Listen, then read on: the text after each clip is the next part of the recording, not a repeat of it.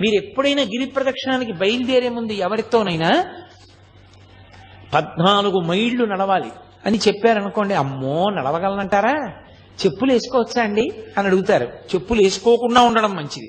గుళ్ళో ప్రదక్షిణానికి చెప్పులు వేసుకుంటావా అన్నారనుకోండి, అమ్మో చెప్పులు వేసుకోకుండా నడవడమే ఎందుకైనా మంచిది, వెనక నుంచి ఓ కారో ఏదో నడిపించుకుంటూ వస్తాం అంటారు. నిజంగా గిరి ప్రదక్షిణానికి బయలుదేరిన వాడు ఏ అలసట లేకుండా గిరి ప్రదక్షిణం పూర్తి చేసేస్తాడు. పరమ సంతోషంగా పూర్తి చేస్తాడు.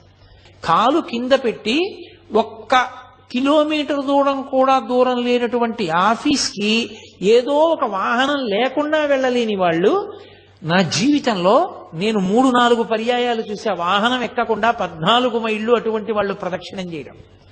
అందరికన్నా ముందు నడుస్తూ చేశారు కూడా వాళ్ళు. అది ఆ అరుణాచలేశ్వరుడి అనుగ్రహం, వాళ్ళ యొక్క భక్తి తీవ్రత.